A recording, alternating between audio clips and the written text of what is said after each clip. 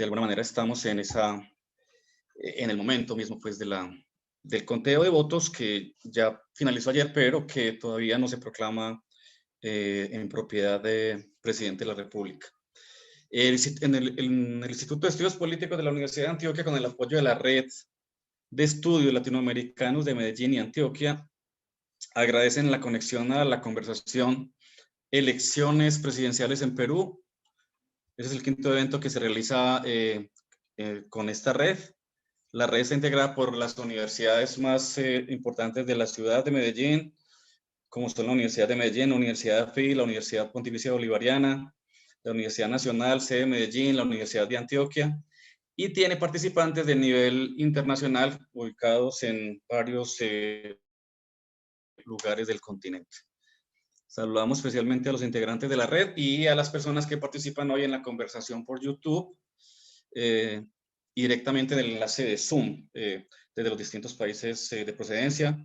Me dicen que tenemos conexión de algunos compañeros en Argentina, en el Perú y en Chile, y por supuesto en Colombia. Les recuerdo a estas personas que están invitadas pues a esta conversación también vía Zoom, que solo podrán activar el micrófono una vez les corresponda en el momento. Voy a hacer una introducción muy corta al tema para situar un poco, si se quiere, lo que vamos a conversar. Enseguida los presento a los, digamos, a los dos invitados principales a esta conversación. Bueno, el pasado 11 de abril se llevó a cabo la primera vuelta presidencial en el Perú, una mezcla de partidos políticos desorganizados y programas poco atrayentes agrupados en 18 candidaturas, enfrentamientos constantes entre los poderes públicos, corrupción, protestas hacia el final del 2020 y un año más o menos de pandemia contribuyeron a elevar los niveles de descontento político y los niveles también altos de incertidumbre sobre los resultados. Un contexto como estos no permitía presagiar ni siquiera quiénes pasarían a la segunda vuelta. Los resultados de ese domingo de abril mostraron que, lejos de ser contundente, el primer candidato, que fue Pedro Castillo de Perú Libre, obtuvo menos del 19% del favor de los electores, y la segunda, Keiko Fujimori, de Fuerza Popular, poco más de 13%, con escasa diferencia respecto a los candidatos que le siguieron. Casi 2 meses después, el pasado 6 de junio, concurrió a las urnas, al decir de Fernando Tuesta, comillas, un país con dos visiones muy diferentes de lo que se quiere a futuro, cierro comillas. Más que sobre las propuestas de uno u otro candidato, el país se debatió entre el temor de las élites a la llegada del socialismo castrochavista y el temor de la otra mitad del país frente al retorno del fujimorismo. El resultado, una especie de empate técnico, 50.14% para Castillo contra 49.86% para Fujimori. Es el reflejo de la alta polarización que vive el Perú, en donde pese a que el 100% de las actas electorales se terminaron de contar el día de ayer, las autoridades electorales aún no proclaman a Castillo como ganador, a la espera de que se resuelvan las demandas por nulidad de actas interpuesta por Keiko Fujimori, quien en el mejor estilo de Trump ha salido a las calles a decir que no se rendirá. Para entender un poco lo que está pasando, lo que sigue pasando en el Perú en estas elecciones presidenciales, hemos invitado a 12, digamos, expertos en el tema. La primera es la profesora Paula Muñoz, profesora asociada de la Universidad del Pacífico, Perú, doctora en Ciencia Política por la Universidad de Texas en Austin e integrante de la red de politólogas. Paula, buenas tardes, muchas gracias por aceptar la invitación. Buenas tardes, Juan Carlos, un gusto estar con ustedes nuevamente. Muchas gracias, Paula. Sí, nos ha acompañado Paula en varios eventos y varios trabajos que hemos hecho con ella. Y también tenemos a Carlos Alberto Adriancén, que es sociólogo de la Universidad Católica del Perú. Es magíster en Ciencia Política de la UNSAM y candidato a doctor de la misma universidad. Y actualmente se desempeña como profesor de Ciencia Política en la Universidad Antonio Ruiz de Montoya, en la Universidad Católica del Perú. Carlos, buenas tardes y gracias también por aceptar la invitación. Juan Carlos, buenas tardes y muchas gracias por la invitación. Más bien un gusto participar por primera vez en este espacio. Bueno, gracias. Voy a contarles a ustedes y un poco a los que nos están escuchando y a quienes están en esta sala también, cuál es, digamos, la dinámica que vamos a tener en estas 2 horas. Vamos a tener 3 momentos en esta conversación. Un primer momento con algunas preguntas que yo he elaborado y que Paula y Carlos van a conversar un poco. Esa va a ser la primera parte, son 3 preguntas. Voy a ir haciéndoles cada pregunta y cada uno de ellos va a ir respondiendo unos 5, máximo 7 minutos cada pregunta. Esa primera parte, la intención es que dure por mucho 1 hora y que podamos después pasar a un segundo momento en el que algunos miembros de la red que mencionábamos ahora, pues puedan también hacer preguntas directamente o comentarios, pues porque hay algunos expertos también ahí en el tema, a nuestros invitados. Y bueno, vamos a tener un tercer momento que siempre es deseable de preguntas del público, ¿no? Es muy importante también ese espacio de la posibilidad de escuchar a quienes están ahí en este evento. Bueno, empecemos entonces, Carlos y Paula.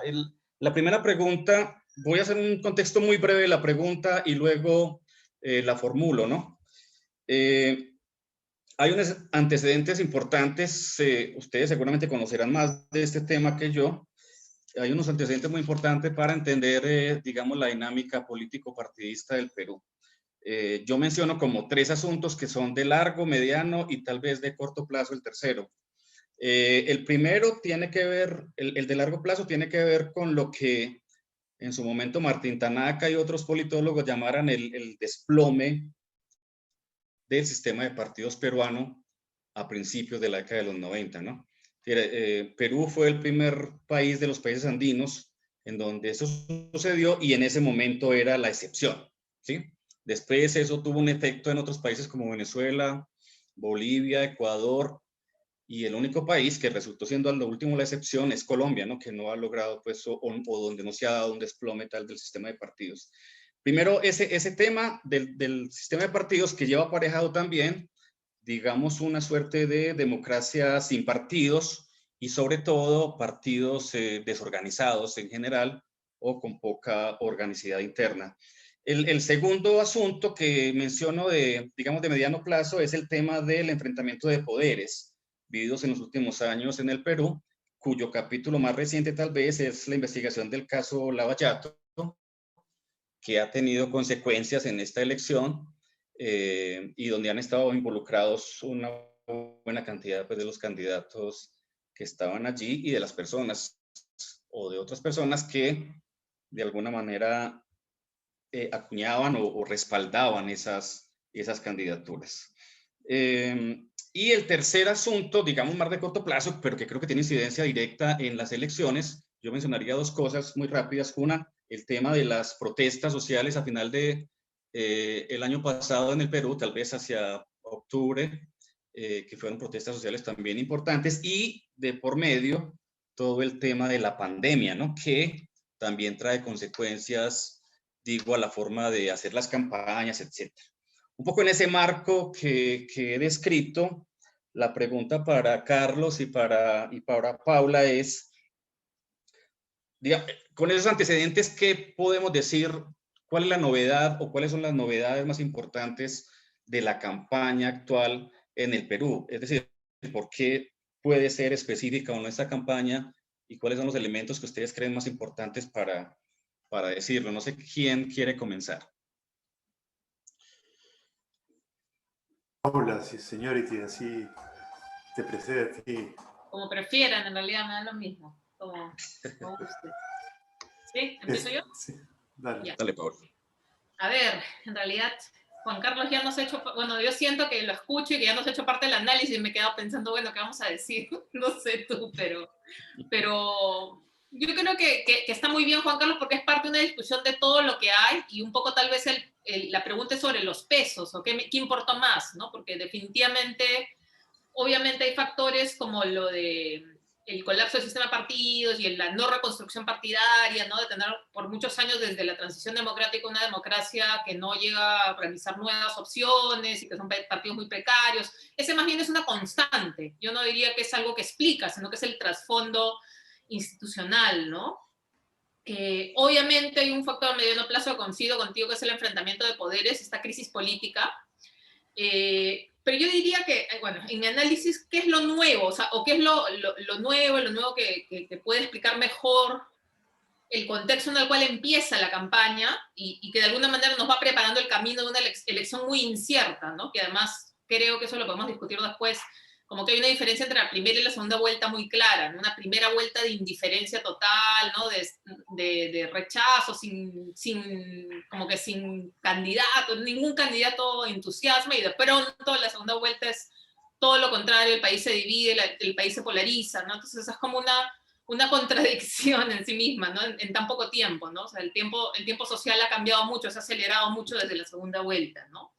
Y entonces, ¿qué creo que es lo nuevo? Creo que lo nuevo, más que el enfrentamiento de poderes mismos, es por un lado los efectos políticos de este enfrentamiento, de esta crisis política, ¿no? Que creo que son dos los más importantes. Uno que es que incrementa, o sea, como que vuelve más extrema la fragmentación política que ya existía, ¿no? Justamente al haber tenido elecciones congresales previas, ¿no? Después de la disolución del Congreso, en fin, debilita opciones que eran parte del establishment y eso abre espacio, ¿no? Pero también para nuevos contendientes, entonces tienes una elección extremadamente fragmentada, más de lo usual. Y creo que el segundo factor que también es una consecuencia política de esa crisis es justamente el contexto, es una alta desafección ciudadana, ¿no? Son gran descontento con el establishment, con el sistema político, ¿no? Que es justamente el resultado y que tiene su punto máximo de expresión en noviembre del 2020, como tú dices. Ahora, creo que la elección como tal y el resultado, sobre todo lo sorprendente, no lo vamos a entender si a eso no le agregamos el otro factor que se va desarrollando al simultáneo en el 2020, que es, como tú dices, la pandemia, ¿no? Y la crisis tan profunda que va generando, ¿no? Entonces, finalmente la cantidad de muertos, o sea, la pandemia lo que ha hecho es visibilizar las desigualdades que ya existían, se ha vivido de forma muy desigual, ¿no? Se ha constatado una serie de problemas que ya teníamos, como el colapso, o sea, del sistema de salud, los problemas de capacidad estatal, ¿no? Pero sobre todo creo que el tema de desigualdad es uno que se evidencia, se empieza a discutir, se empieza, digamos, a discutir públicamente, además más, ¿no? Y obviamente también tiene todo el efecto económico, ¿no? La devastadora crisis económica que para el contexto peruano, que había sido un país que venía creciendo y que era como el país optimista, donde siempre había como margen para decir, bueno, pero estamos mejor, ya vamos a mejorar, o hemos mejorado, de pronto se acaba también ese optimismo, ¿no? Y tenemos entonces se conjuga una suerte de crisis múltiple, compuesta, ¿no? Que coloca a la sociedad, sobre todo una parte más de ella que a otra, como a las puertas de un abismo, ¿no? Entonces tienes crisis política y ya estás muy descontento con todo lo que hay, con el establishment, con los que te han gobernado, que solamente roban, ¿no? Corruptos, que se pelean, ¿no? Que no atienden los problemas de la gente se está muriendo, no hay oxígeno, o sea, estás en una situación límite, ¿no? No tienes que comer después de mucho tiempo. Nuevamente, la pobreza sube 10 puntos en un año, o sea, son 3 millones más de peruanos que ya tienen, o sea, problemas para comer, estamos hablando de una situación bien extrema, ¿no? Entonces, creo que eso coloca como en otro momento como de economía política, si quieres, o sea, es como otra oportunidad que da una nueva oportunidad para repolitizar divisiones, pligajes que existían, pero que no se habían politizado desde el 2006, digamos, desde antes de que empezara el crecimiento, ¿no? Entonces creo que es un poco como que se cierra este ciclo, creo que va muy de la mano con el ciclo de economía política que se abre post-boom de los commodities, pero en medio de esas otras nuevas crisis, ¿no? Creo que sin eso no lo podemos entender, ¿no? Y tal vez para dejarlo, digamos, a Carlos Alberto, que de repente tiene más que decir sobre yo que esto también, creo que también una cosa que es bien particular, pero que ya se ve desde antes también, ¿no? Pero es más evidente también desde los últimos años, que está en el origen de la crisis política, enfrentamiento de poderes, es una mayor división de la derecha, ¿no? Y también la radicalización de una parte de la derecha, del surgimiento de una derecha más conservadora, ¿no? Entonces creo que también eso es algo que ayuda a explicar un poco el resultado, sobre todo en la primera vuelta, ¿no? Y nos coloca hacia el escenario de la segunda.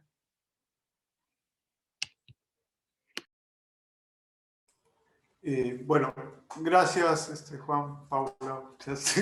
Creo que ya ocurrió todo, estoy de acuerdo y me voy. Pero yo quisiera marcar algunas cosas, ¿no? Yo escribí el año pasado un artículo donde me refería, a raíz, todavía antes de las elecciones, ¿no? En julio, que estábamos entrando en una especie a una coyuntura crítica. Que mi lectura del momento es que el Perú entra en una coyuntura crítica producto básicamente de dos conjuntos de factores. Un primer conjunto de factores vinculados a la representación política, que de los cuales ya hablaron creo que Juan y Paula, que tiene que ver con básicamente los efectos del caso Lavajato. Por un lado, que liquida a la élite política peruana, digamos, que está representada en el suicidio de García, yo creo muy gráficamente, y por otro lado, efectivamente el enfrentamiento de poderes entre el Ejecutivo y el Legislativo, que termina también de liquidar a la fuerza política dominante en ese momento, que era el Fujimorismo, ¿no? Creo que el caso peruano, Juan habló de el problema del desplome del sistema de partidos.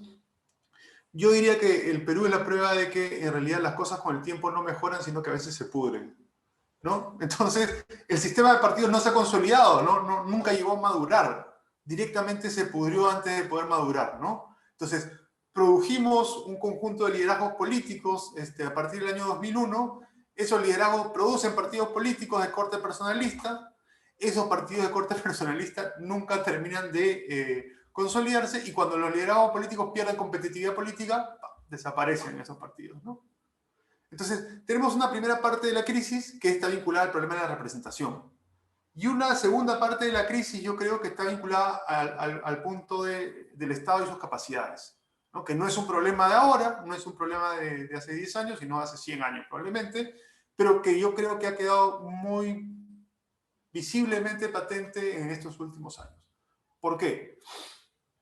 En el año 2017, ya nadie se acuerda porque parece que fue hace un montón de tiempo, pero en el año 2017 se produjo el fenómeno del Niño. El fenómeno del Niño es un fenómeno climatológico recurrente que destruye muchas veces y afecta enormemente a las zonas costeras de este país, ¿no? Con inmensas lluvias, ¿no es cierto? Y cada vez que ha pasado en el año 83, en el año 97, implica pues, la afectación de zonas urbanas, la destrucción de bienes públicos, carreteras, en fin, infraestructura, y caídas del PBI muy abruptas, ¿no? En el año 2017, cuando se produjo eso, y de hecho eso postergó un poco la crisis de PPK, lo que veíamos es que se produjo el fenómeno del Niño y de pronto, claro, aparecían los aviones que se habían comprado en los últimos 10 años, los helicópteros, el barco que transportaba el agua y los alimentos. Entonces uno veía capacidad estatal, digamos, ¿no? Capacidad política para responder a la emergencia, ¿no? Una sociedad solidaria, ¿no es cierto?, que ayuda. La respuesta inmediata, fantástica, ¿no? O bueno, dentro de las limitaciones del Estado peruano. El problema fue cuando hubo que enfrentar procesos más complejos, ¿no? La licitación de las obras para la reconstrucción del norte, cómo se diseñan nuevas ciudades que no colapsen ante una lluvia muy fuerte, ¿no es cierto? Cómo se movilizan los recursos desde el Estado nacional a los estados subnacionales para estos proyectos y cómo no se pierden las cosas en corrupción, ¿no? Cuando se tuvo que poner esto en movimiento fue el descalabro. Los recursos no se pudieron movilizar correctamente, las ciudades siguen prácticamente, habiendo pasado más de 3 años de ese evento, siguen casi iguales, ¿no? Lo que demuestra que, y finalmente, ¿cuál ha sido la solución del Estado peruano? Solamente para mencionarla, es ha firmado hace poco un acuerdo gobierno a gobierno para que otro gobierno con capacidades estatales de verdad se encargue de reconstruir esas zonas, porque el Estado peruano simplemente no puede, ¿no? Primera claridad de alerta entonces respecto a la necesidad de más Estado, más y mejor Estado, yo diría, ¿no? La segunda claridad de alerta ha sido la pandemia, que creo que tiene similitudes con el fenómeno del Niño, en el sentido en que también, por lo menos en este caso, la respuesta verbal del Estado a la pandemia es decir, vamos a hacer cuarentena, no se preocupen, acá hay dinero para repartirle a todo el mundo, va a haber camas de salud, ¿no es cierto? El Estado va a responder con las medidas de bienestar necesarias para que la cuarentena sea vivible y pasemos la epidemia, ¿no es cierto? ¿Cuál fue el resultado? Que cuando se comenzaron los números a subir rápidamente, descubrimos que había menos de 200 camas disponibles en todo el país, camas de cuidados intensivos para enfrentar la emergencia, ¿no es cierto? Entonces alguien recordó que el Perú es un país cuyo gasto en salud está por debajo de países como Bolivia, que son mucho más pobres que el Perú, y está, por supuesto, por debajo del promedio regional, ¿no? Después, bueno, vamos a repartir bonos para que la gente se quede en su casa y no tenga que trabajar. Descubrimos que no existe nada como la seguridad social aquí, no existe una lista, un padrón de personas a las cuales yo les puedo decir, te doy dinero a ti, a ti y a ti. Tampoco existe un banco de la nación donde todos los ciudadanos tengamos una cuenta de bancos y por lo tanto podamos recibir las ayudas del Estado, ¿no es cierto? Y se encarga, inicialmente me parece que fue el Ministerio de Desarrollo Social, que en realidad es un ministerio pensado para políticas de ayuda focalizadas, ¿no es cierto? Es un ministerio hecho para otra cosa, decirle, por favor, encárgate y haz el padrón, ¿no? El resultado es que terminó la primera cuarentena, ¿no es cierto? Y el padrón todavía no estaba listo y los dineros no estaban repartidos, ¿no? Eso en un país, además, con 70% de informalidad y donde la gente vive del diario, implicó la inviabilidad de la cuarentena. Y el último, para no extenderme mucho más, es que por primera vez el sector privado aparece como adversario en la sociedad, ¿no? Hasta ese momento, el sector privado, dentro de la narrativa del modelo de mercado, aparecía como aquel que otorgaba o le permitía acceder a los ciudadanos a bienes y servicios de mejor calidad de los que otorgaba el Estado. Pero en el momento en que el 70% de las personas que son informales no puede trabajar y por lo tanto no tiene recursos y tiene que pagar el recibo de luz, el de agua, el teléfono, la tarjeta de crédito, el colegio privado de los hijos, el sector privado aparece, ¿no es cierto?, como un expoliador, ¿no? Y está colocado en la ecuación, en la parte negativa de la ecuación en ese momento. Y yo creo que esos dos hechos prefiguran una necesidad de mayor Estado. O sea, se rompe el consenso respecto a que el Estado en el Perú tiene que ser subsidiario. Yo no diría que se vuelve hegemónico, porque es una exageración, ¿no es cierto? Pero la discusión sobre la Constitución excede los límites de la izquierda politizada y entra a otras tiendas, ¿no? Entonces, para mí, esos dos elementos, yo creo que podrían explicarnos por qué Castillo termina estando donde está, si quieren. No por qué Keiko está donde está, pero podemos dejar eso para después, si quieren. Gracias. Bueno, eso enlaza muy bien con la pregunta que sigue, porque igual me parece importante señalar un poco lo que mencionaba al principio Paula acerca de lo diferente que fue la campaña en la primera vuelta y en la segunda, ¿no?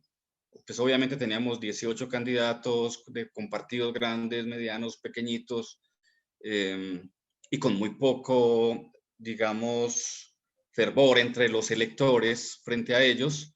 Digamos que la muestra más grande de eso es el resultado mismo de las elecciones, donde el primer candidato pues gana el 18% del electorado, que es realmente muy bajo para alguien que quiere posicionarse, y como decía tal vez en la introducción, el segundo tiene un 13% y los otros dos con alrededor del 11%. Me parece que es una situación que revela ese tema que mencionaba Paula de la desafección, del descontento, sumado pues a los temas sociales que ha mencionado también Carlos Alberto. Pero decía que, digamos que eso último que menciona Carlos guarda mucha relación con la otra pregunta, porque justo es casi que la pregunta del millón, y es explicar un poco el porqué de un resultado tan cerrado, ¿no? Digamos que ha habido lecturas del asunto que muestran varios escenarios, ¿no? El tema de lo que han llamado pues la literatura los clivajes, ¿sí? Clivajes de vieja data y clivajes tal vez nuevos, ¿sí? Clivajes de izquierda, derecha, en el Perú fujimorismo, antifujimorismo, y tal vez un clivaje mucho más nuevo que pone en escena, creo yo, el candidato Castillo, que es ese clivaje entre andinos provincianos versus criollos capitalinos, ¿no? Que es un poco, digamos, donde se juega en parte eso, ¿no? Entonces la pregunta, si se quiere, guarda relación con eso. También de alguna manera los candidatos cuando terminan la primera vuelta tienen como digamos, refuerzan algunos de esos clivajes, ¿no? Por ejemplo, al final del domingo, cuando los resultados apenas estaban empezando, Castillo dice que estamos esperando que se cuenten nuestros votos, ¿no? Sí, porque iba ganando Keiko con pues por alguna diferencia, y bueno, un poco la explicación de él y seguramente de los observadores y los analistas allá es todavía faltan los votos rurales, ¿no? Entonces parecería una contienda entre una y otra cosa. Yo quisiera saber qué tanto de cierto hay en ello, ¿no? Qué tanto de cierto hay de ese país dividido por esas razones, qué tanto de cierto hay entre eso, el asunto de izquierda, derecha, fujimorismo, antifujimorismo, o si de alguna manera el país se dividió más por los antis, ¿no? Es decir, el miedo un poco de alguna manera al comunismo, entonces una suerte de anti izquierdismo muy fuerte, pero también una suerte de anti fujimorismo y tal vez algunas encuestas al principio de percepción mostraban que la gente, digamos, en altos porcentajes no votaría por uno u otro, por razones, pues, digamos, esgrimidas por cada uno, y eso se fue, digamos, aminorando un poco con el paso del tiempo. Al final las encuestas mostraban que la gente, pues, en efecto, podría votar por ellos. Pero bueno, un poco la pregunta en todo eso es, con estos elementos y con otros que ustedes pongan, hay una cosa que ha trabajado mucho Carlos y lo he visto en su tweet, es esa cosa de cómo pasan unos apoyos de la primera a la segunda vuelta, por ejemplo. Y si eso ayuda a explicar también el resultado, a mí me gustaría en particular, pues no que nos mostres el modelo porque puede ser un poco complejo de visualizar ahora acá, pero sí que nos cuenten cuáles son los factores en general que hacen que la contienda sea tan cerrada al final y que estemos hablando casi que de un empate técnico de dos candidatos con cada uno con casi la mitad del electorado, ¿no? No sé si en esta ocasión puede comenzar Carlos. Bueno, a ver.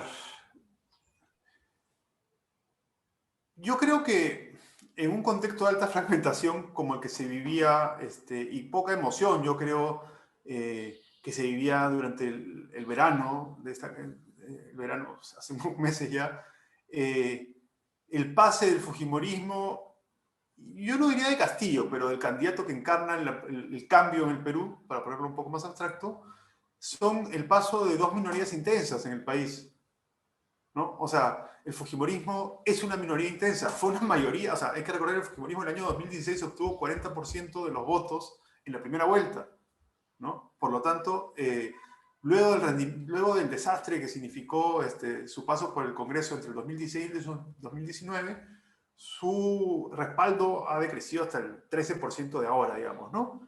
Pero es un movimiento que, como varias personas han investigado, ha logrado un tipo de voto que es poco frecuente en el país, que es un voto basado en la identidad política, ¿no? El fujimorismo tiene una identidad política, cosa que muchos otros partidos carecen. Tiene su vía crucis, tiene su logro en el año 90, ¿no es cierto? El gobierno 90, y después tiene su vía crucis, que se inicia en el año 2001 y termina, yo diría, en el 2011, cuando Keiko queda segunda en las elecciones, o cuando Keiko llega al Congreso en el 2006, no lo sé. Entonces tenemos un voto basado en la identidad política que es inmune a los rendimientos por el poder, digamos, ¿no? Primera cuestión. Segunda cuestión, la izquierda o el cambio, ¿no es cierto?, ha sido protagonista, yo diría, en casi todas las elecciones desde el año 2001. De hecho, el patrón geográfico que presenta el voto de Castillo en la primera vuelta es un patrón geográfico muy común y que se ha repetido en todas las elecciones, ¿no es cierto? Cualquier candidato que va por el carril del cambio necesita, para pasar a la segunda vuelta, el voto del sur del Perú, ¿no? Cusco, Puno, Huancavelica, Ayacucho, Huánuco, quizás, Junín, ¿no? Con esos votos, un candidato de izquierda del cambio pasa a segunda vuelta. De hecho, cuando faltaban 2 semanas para las elecciones y parecía que era Verónica Mendoza o Johnny Lescano los que iban a pasar ocupando ese casillero, eso sí hubiera sido una novedad, porque el patrón electoral de Verónica Mendoza y de Johnny Lescano no era el patrón electoral con los cuales un candidato que apuesta por romper el statu quo pasa a segunda vuelta en el Perú. Porque el patrón de Verónica Mendoza era efectivamente tercer lugar, digamos, en el sur del Perú y un poco de voto de Lima urbano, ¿no? Que en un contexto así de fragmentado le permitía pasar a la segunda vuelta. Eso sí hubiera sido una novedad, ¿no? El voto de Castillo, por el contrario, no lo es, ¿no? Y acá me gustaría agregar un tercer elemento que tiene que ver con las transferencias de votos, esto que tú mencionaste, Juan, que en realidad si uno analiza las matrices, yo he hecho varias matrices de transferencia de votos entre varias elecciones, ¿no? Y en realidad lo que aparece ahí es que en contra de la opinión mayoritaria de la academia, que ve al Perú como un país inestable en términos de los partidos, ¿no es cierto? Donde unas elecciones hay unos partidos que están arriba y otros abajo, ¿no es cierto? Y eso cambia de elección a elección, ¿no es cierto? Una alta volatilidad en las preferencias políticas. En realidad, lo que nos permite ver las matrices de transferencia de votos es que el problema no es de demanda, sino que es de oferta, ¿no? Que nosotros apreciamos la volatilidad porque en realidad los partidos políticos no terminan de cuajar en el tiempo. Podemos discutir por qué no cuajan en el tiempo, esa es otra discusión, pero que la gente vota consistentemente por alternativas programáticas ideológicas parecidas de elección en elección. Los que votaron por Toledo en el año 2001 probablemente votaron por Humala en el 2006 y seguramente votaron por Humala en el 2011 y muy probablemente hayan votado por Verónica Mendoza en el 2016. Un porcentaje me refiero, ¿no? Entonces, si uno hiciera ubicar a estos candidatos en un eje izquierda-derecha, sea lo que sea que esto quiera decir, y los ordena, va a ver que en realidad las transferencias se explican por la cercanía ideológico-programática de los candidatos, ¿no? Entonces, nuestra percepción sobre la volatilidad es un problema de la oferta política. El problema en el Perú, si quieres, es lo que no se sabe en el Perú es qué candidato va a representar ese sector que existe en la sociedad y que elección tras elección se manifiesta. ¿De acuerdo? Entonces yo diría que en ese sentido las elecciones no son, si se quiere, o sea, los que llegaron a segunda vuelta es explicable, digamos, ¿no? Minorías intensas, además que yo creo que también, si bien el fujimorismo y el antifujimorismo son una identidad política, o son un par que forman una identidad política muy neta, también el izquierdismo, sí, y el antiizquierdismo, ¿no? O sea, Perú es un país con una sociedad tremendamente conservadora, que ha vivido procesos de violencia política muy marcados y que eso hace alérgica, sobre todo, yo diría, a las zonas urbanas, de cualquier discurso que suene pues a demasiado movilización política, ¿no? Y que puede tener desorden, digamos, ¿no? Es una sociedad poco dada al desorden político. Yo creo justamente pensaba hace unos días sobre esto y pensaba en el caso colombiano, ¿no? Cómo en realidad el referéndum del acuerdo de paz es aprobado ampliamente en las zonas que viven el conflicto político, ¿no es cierto? Donde estaban las FARC, ¿no es cierto? Y es rechazado por los centros urbanos donde la violencia fue mucho más esporádica. Yo creo que algo similar pasa aquí en el Perú. Las zonas que vivieron, que el conflicto político les dio de lleno, están mucho más dispuestas a votar por el cambio que las zonas donde el conflicto político llegó de manera mucho más, menos fuerte, digamos, ¿no? Que es el caso de Lima, específicamente, ¿no? Si uno mira Lima y Ayacucho, las votaciones son totalmente distintas, ¿no? Entonces, creo que esas dos identidades en un contexto de fragmentación ayudan a explicar por qué. ¿Por qué son exactamente la mitad uno y la mitad el otro? Esa pregunta te la debo, digamos, ¿no? Yo creo que no es en todo caso, también si miramos las elecciones del 2016, no es una novedad. Ya había pasado en el 2016, además con candidatos mucho más cerca, digamos, en términos ideológicos programáticos. Creo que ya me extendí bastante. Me gustaría hablar, sí, sobre el problema de la derecha y su fragmentación, pero quizás, si quieres, en una siguiente ronda. Sí, de pronto cuando Paula haga sus consideraciones sobre, lo haces tú. Dale, Paula. Ok. No, súper. En general estoy bastante de acuerdo con Carlos Alberto, ¿eh? O sea, yo también estoy de acuerdo contigo en la permanencia de esta demanda, o sea, que es lo que uno rastrea, ¿no? A través del tiempo es que es un problema no de demanda, sino de de inconsistencia en la demanda, sino en la oferta, ¿no? De los problemas en la oferta, y siempre hay una demanda atrás y la gente está buscando un candidato que lo represente, ¿no? Y por eso la fluctuación, ¿no? Porque además la oferta es muy mala, nunca se consolida, nunca construyen partidos, en fin. Estoy de acuerdo contigo, ¿no? ¿Qué es lo que, o sea, coincido también en que finalmente lo que vemos es que son dos minorías intensas en un contexto de gran insatisfacción con el sistema y el establishment, las que terminan pasando, por diferentes razones, ¿no? O sea, Keiko Fujimori, porque mal que bien tiene el núcleo duro del fujimorismo, que sí es más organizado, o sea, sí es una identidad más clave, que le permite mantener un piso mínimo en toda la elección, no se mueve de 10, 12%, pero en las encuestas, ¿no? O sea, y no es suficiente para ganar, y no parecía suficiente para perder la segunda encuesta, pero de pronto, ante la fragmentación de la derecha y su mejor desempeño, ya cosas más de agencia, si quieres, de campaña, ¿no? Su mejor desempeño, porque ha sido candidata 3 veces para las presidenciales, ¿no? En el debate termina como siendo una opción más interesante, o pasa por algunos votos al otro candidato de derecha conservadora, ¿no? Que aparece más bien, ¿no? Y por el otro lado, creo que lo que dice Carlos Alberto es cierto, ¿no? O sea, también había ya la búsqueda de un candidato que representara el cambio, ¿no? La promesa de cambio en este contexto más hacia la centroizquierda, ¿no? Pero ahí creo que lo que prima, y un poco es una combinación de dos cosas, ¿no? O sea, primero el gran descontexto, que es la novedad, ¿no es cierto? Es, quiero algo nuevo, ¿no? O sea, de alguna manera Verónica Mendoza ya era vieja, ¿no? O sea, ya había tenido una elección, ya había estado se había peleado con Humala, entonces estás rechazando ese establishment, lo que quieres es algo nuevo, ¿no? Igual, Lescano también, ¿no? O sea, entonces como que la gente va buscando, y claro, Castillo era el candidato menos conocido, y se pasa la voz, se conoce ya hacia el final, ¿no? Ya muy tarde en la segunda vuelta, en la primera vuelta, disculpen, y por eso es que como que aparece tarde, ¿no? Entonces creo que hay esa búsqueda de candidatos, pero también creo que no hay que despreciar este giro en realidad como más conservador en la sociedad en los últimos años, porque creo que ese es otro factor que lo ayuda a Castillo, ¿no? Y que lo diferencia claramente con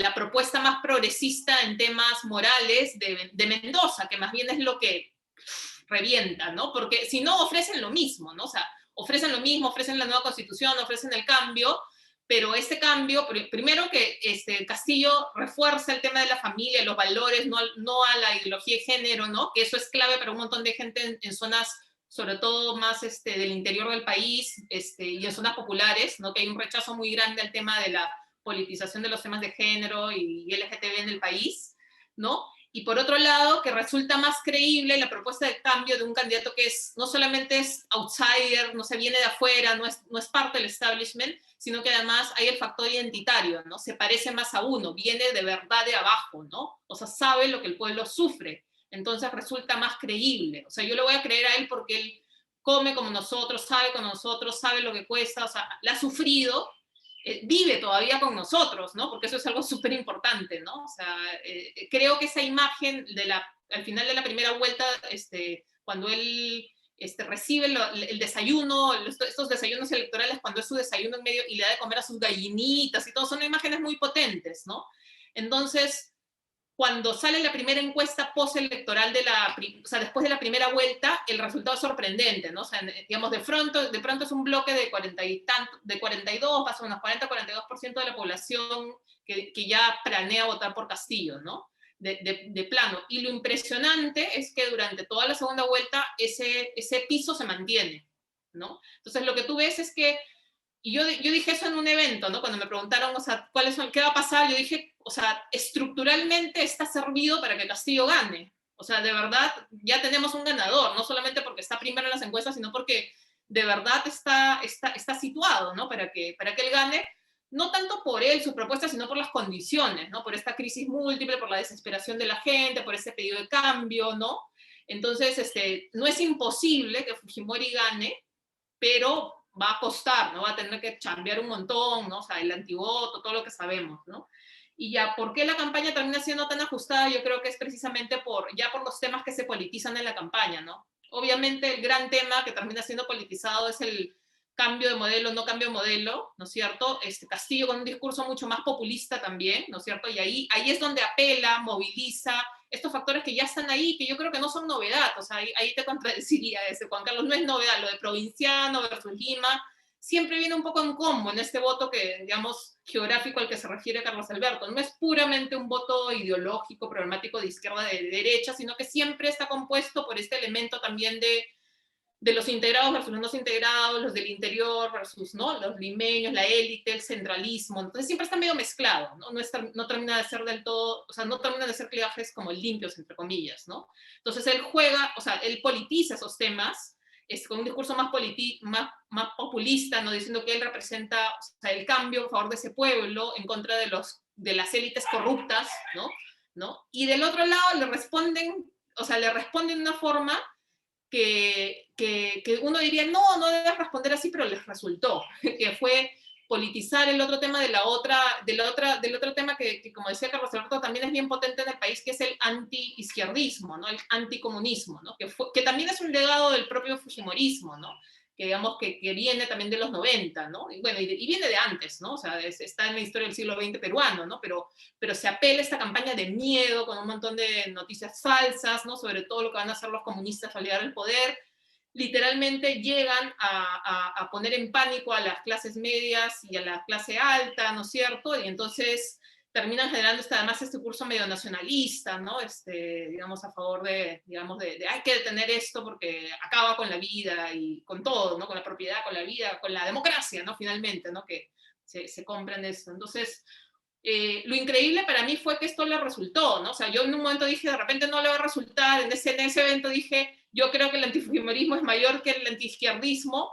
En realidad mostró que por ahí no tanto, pero yo creo que al final, como que estos problemas y limitaciones de las propias campañas y los propios candidatos explican el resultado final tan ajustado y el que finalmente Castillo gane, ¿no? O sea, Keiko, Fujimori, el fujimorismo no hacen ningún cambio, ningún compromiso creíble con el tema democrático. Ya no tienen credibilidad, porque ya lo habían hecho antes, ya habían perdido, pero no hacen ningún gesto, ningún esfuerzo, ¿no?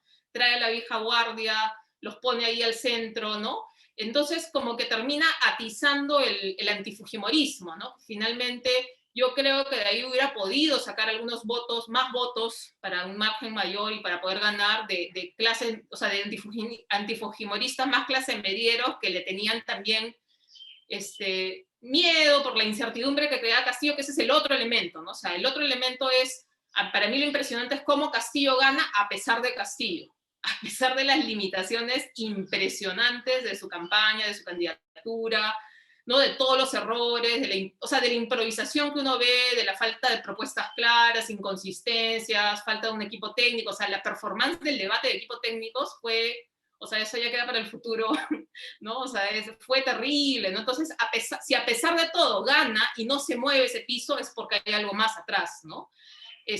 Claro, y eso de alguna manera creo que explica también que el resultado sea tan ajustado, ¿no? O sea, es como realmente mucha gente termina estando entre estos dos miedos, o sea, de incertidumbre y miedo frente a ambos y terminan pues finalmente colocándose, yo creo que más en torno al tema económico, pero segundo, también creo que el antifujimorismo termina siendo también importante y de pronto le termina de robar una vez más en el margen, porque el antifujimorismo no ha sido como no es mayoritario, pero creo que en las últimas elecciones es lo que no le ha dejado a Keiko ganar, ¿no? O sea, al final, al margen, en la segunda vuelta, por poquito, ¿no? Igual fue el 2016, ¿no? O sea, es lo que finalmente no la deja de ganar, ¿no? Sí. Bueno, antes de darle la palabra a Carlos, que vas entiendo, a completar un poco el asunto de la derecha, digamos que sí, estamos de acuerdo en una cosa, los mapas en el Perú muestran hace rato esas divisiones, ¿no? Un poco la novedad ahora, diría, es lo que tú mencionas del personaje, ¿no? Del personaje que es de ahí, de alguna manera es de ahí, no solamente es de ahí, sino que es hijo de esa primera reforma rural en el Perú, ¿no? No es lo mismo que llegue Ollanta Humala, que es un exmilitar, etcétera, a que llegue un profesor rural ahí como... yo creo que eso, digamos, marca la diferencia, así el mapa sea muy parecido en los últimos eventos electorales. Pero quisiera preguntar a partir de eso, además de lo que va a hablar un poco ahora Carlos, es en qué parte del espectro de izquierda, si se puede poner en el espectro de izquierda a Castillo, ¿no? Es decir, por algunas cosas, digamos, de su discurso, etcétera, y más allá del tema identitario que ustedes han mencionado también, en los temas ideológicos, ¿cómo se mueve Castillo en esa izquierda peruana si es que lo hace, ¿no? Esa es un poco la pregunta, para complementar también un poco la pregunta sobre lo que quería decir ahora Carlos Alberto sobre la derecha. A ver, no, bueno, como ustedes preguntaron por la fragmentación de la derecha, yo creo que, a ver, para hablar sobre ese tema, yo creo que la derecha política y las élites sociales del país tuvieron una coyuntura muy complicada en el 2016, ¿no? O sea, si en el año 1990 la izquierda no pudo enfrentar la coyuntura que tenía que resolver y explotó en el camino, yo diría que salvando las distancias, o sea, creo que el periodo 2016-2019 marca algo así para la derecha. ¿Por qué? ¿No? Porque en realidad Kuczynski, la empresa partidaria de Kuczynski es una empresa absolutamente individual, que cuenta con los apoyos de algunos empresarios que son empresarios, pero son amigos de él, digamos, ¿no? Y finalmente, si Kuczynski logra recolectar algunos apoyos en el mundo de la empresa y logra recolectar fondos, es que más a sus contactos, y en fin, especialmente cuando ya en la segunda pasa a segunda vuelta, ¿no? De hecho, la primera no recibe grandes donaciones. O sea, las donaciones son mucho más chicas que las donaciones que recibe Keiko Fujimori, ¿no? Pero enfrentados a la segunda vuelta, los empresarios, y esa es la impresión que yo tengo, pensaban, y creo que el propio Kuczynski también, que en realidad los acuerdos programáticos iban a surgir muy rápidamente y eso sí iban a marcar la tónica del gobierno, ¿no es cierto? Con una supermayoría, digamos, de 73 parlamentarios fujimoristas y 18 parlamentarios de Kuczynski, tenías 83, 91 parlamentarios para hacer lo que tú quisieras. Podías reformar la Constitución, cualquier artículo de la Constitución, nombrar miembro del Tribunal Constitucional, lo que sea, ¿no? Y sin embargo, nada de eso pasó, ¿no? Y yo creo que ahí los empresarios pecaron de un excesivo economicismo, ¿no? O sea, creyeron que los políticos están ahí solamente pues, para cumplir un programa, ¿no? Y no por razones de vanidad o de poder, digamos, ¿no? Porque la pregunta, o sea, yo solamente así me puedo explicar el conflicto entre Kuczynski y Fujimori, ¿no? ¿Por qué es racional la conducta de Fujimori? ¿O en qué contexto el comportamiento de Fujimori es racional en esa coyuntura? Es racional solamente cuando el premio es indivisible, ¿no? ¿Cuándo uno va a la guerra? Cuando el premio es indivisible. Cuando el premio se puede distribuir en porcentajes, no es decir, 30 para ti, 70 para mí, uno negocia, ¿no? Además, en ciertas situaciones de empate de fuerzas, la negociación es la salida racional. La pregunta es, si Fujimori fue a la guerra, yo diría retrospectivamente, era porque su objetivo era indivisible.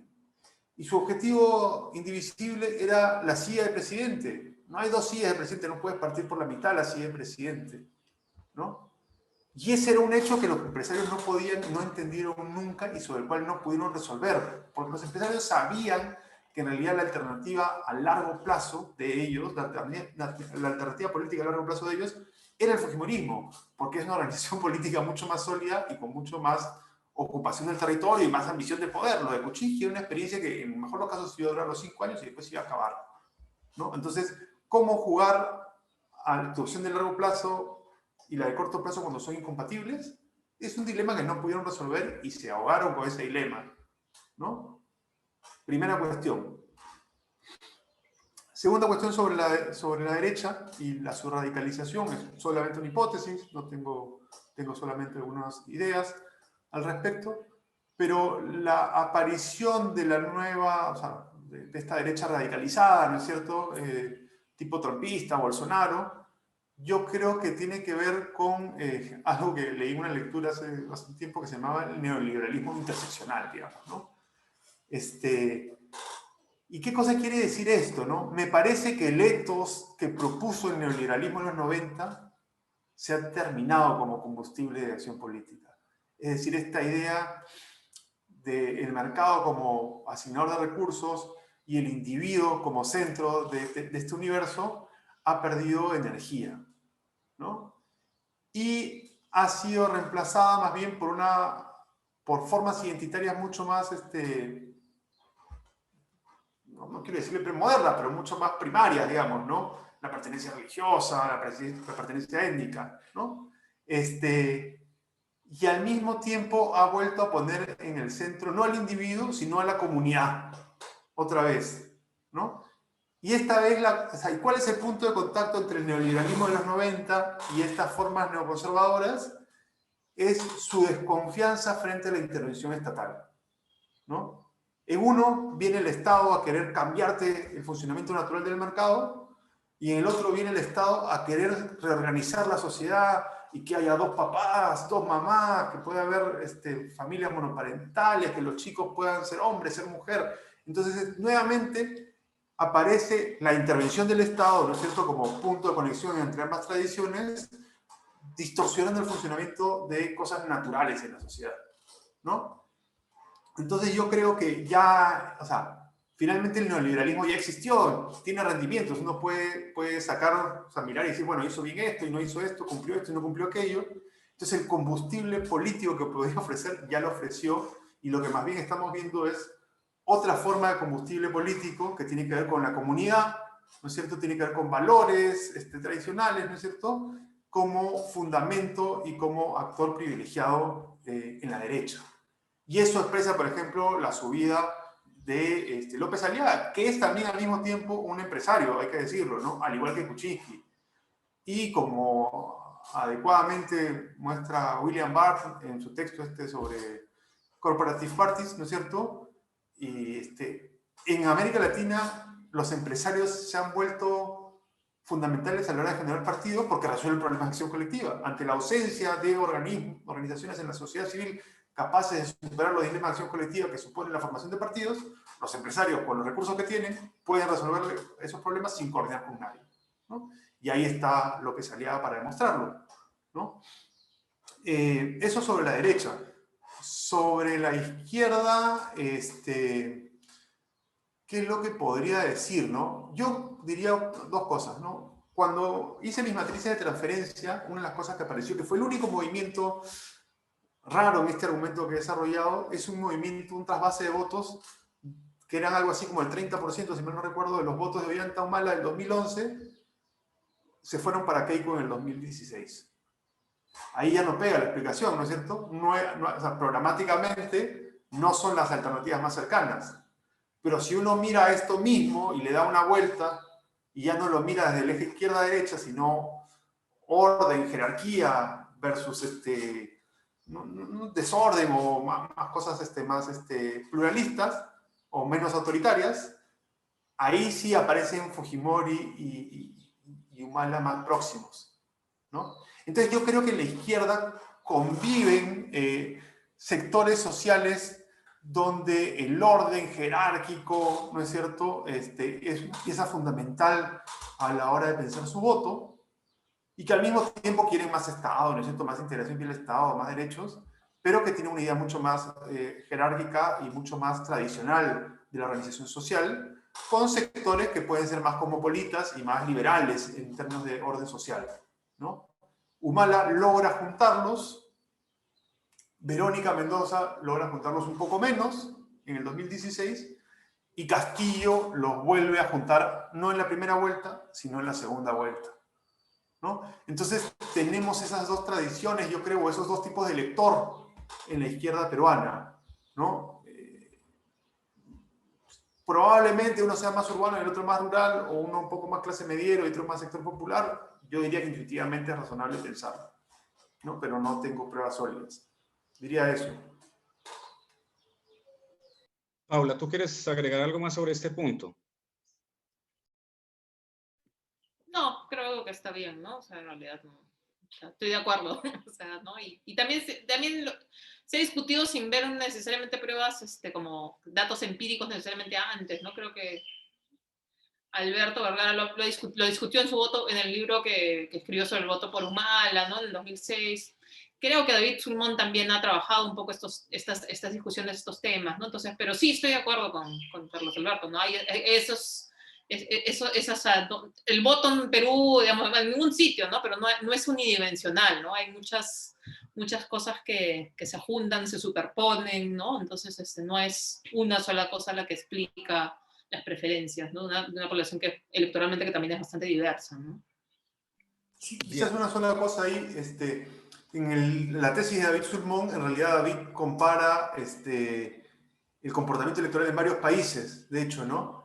De América Latina, y lo que encuentra David es que en realidad el Perú es el sistema de partidos donde la variable socioeconómica explica más el voto. De los 5 o 6 casos que revisa, me acuerdo que... Entonces, es un sistema de partidos marcado por la variable, o sea, con un gran poder de explicación de la variable socioeconómica, ¿no? También, eso. Bueno, y vamos entonces a la última pregunta antes de abrir un poco también el micrófono a los otros invitados que están aquí, que habíamos avisado un poco al principio. La última pregunta tiene relación con el futuro, ¿no? Que es una cosa tan complicada, pero por lo menos con los escenarios que se avisoran. Bueno, lo que creo es que es muy complicado, con el 100% del conteo ya parece que la suerte está echada, excepto un fraude electoral grande o excepto un golpe de Estado, cosas de ese tipo, pero creo que ahora en julio se posesionará Castillo como presidente del Perú. Entonces la pregunta está más centrada, digamos, en los caminos que podrá tomar un poco Castillo, que, digamos, tiene el aval de un partido del que no es militante, ustedes saben eso mejor que yo, pues busca ese partido y antes busca otros, pero digamos que este partido le abre esa posibilidad de presentarse como candidato presidencial. Ese partido tiene también una ideología, digamos, de izquierda marxista fuerte, tal vez por eso la marca en la campaña contra Castillo y todo un poco la campaña pues anti-izquierdista que había allí. Pero un poco los escenarios posibles, y ustedes discutirán un poco al respecto, son, bueno, un experimento tipo Ollanta, Humala, que digamos que sea de alguna manera un desencanto también con el tiempo. Sin embargo, pues las particularidades del personaje parecen mostrar otra cosa y o parecen mostrar que el camino de Ollanta no es el camino que va a tomar Castillo. Y lo otro es lo que se ha también de alguna manera sugerido de las alianzas que hay que hacer para gobernar, y una de las alianzas importantes va a ser con esa izquierda urbana que representa a Verónica, pero también, digamos, con eso que mencionaba ahora Paula, de esa deficiencia de técnicos en economía, sobre todo en la campaña de Castillo. Esos son un poco los elementos que pongo ahí para la conversación y para lo que espera una vez se acabe de resolver pues todo el tema de las apelaciones y demás.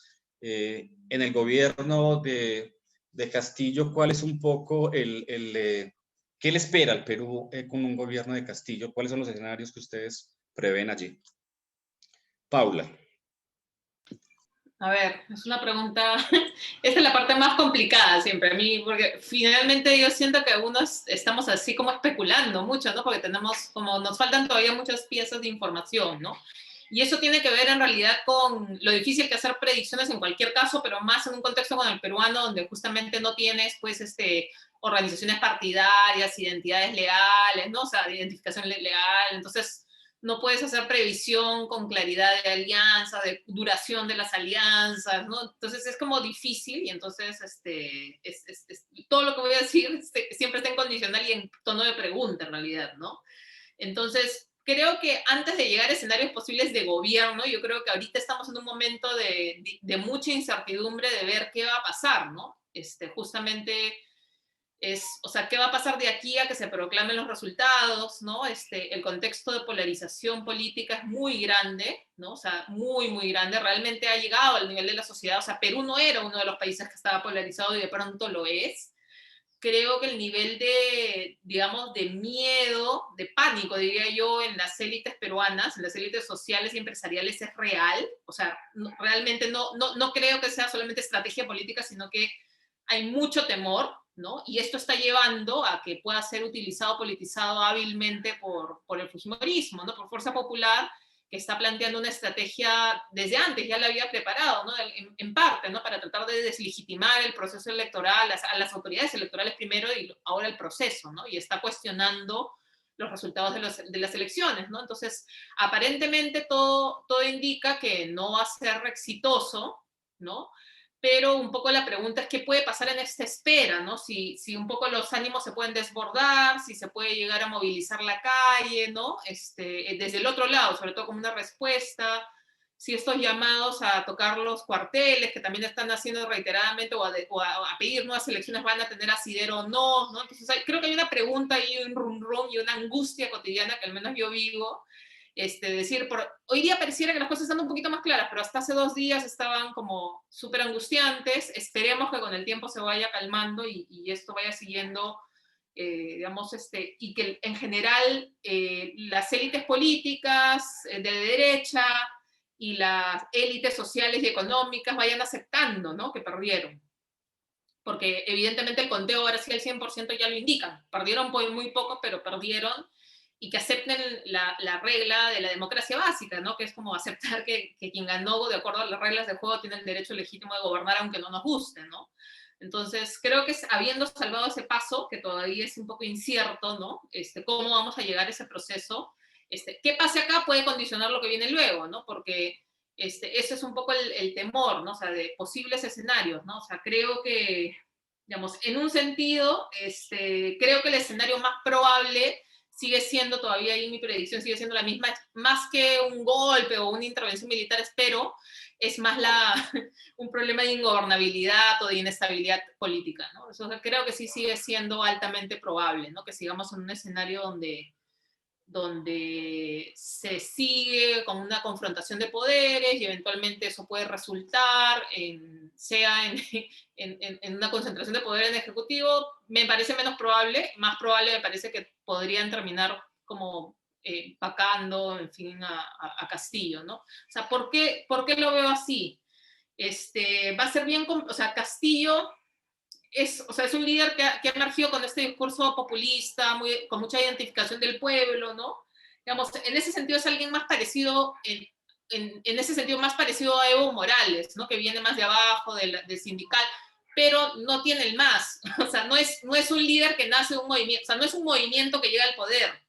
Es un líder sin ningún tipo de vinculación, no sé, sí, tiene redes de organización, de rondas, el magisterio que lo ayudan a hacer campaña, pero no es orgánico a nada que viene de antes, ¿no? Entonces, un poco la pregunta es si sería capaz, o sea, primero si va a ir hacia una ruta de moderación, ¿no? O una ruta de radicalización, de una ruta más populista de radicalización y de confrontación, ¿no? Entonces, y ahí un poco la respuesta es no sabemos, porque él mismo está callado, uno lo ve dubitativo, no es muy claro, ¿no? Entonces, tiene ahí una serie de cosas que juegan en su contra. La primera creo que es algo que también se ha comentado mucho, que es el hecho justamente de la precariedad política de su opción, ¿no? O sea, de dónde nace, ¿no? De cómo él es invitado, de este otro partido que ya preexiste, que tiene otro líder, que es más radical que él, que es Cerrón, ¿no? Y que en realidad la mayor parte de la bancada que ha sido elegida por este ticket tiene a Cerrón como su líder. Entonces tiene esta dificultad que Cerrón es como la piedra en el zapato que no lo ha dejado como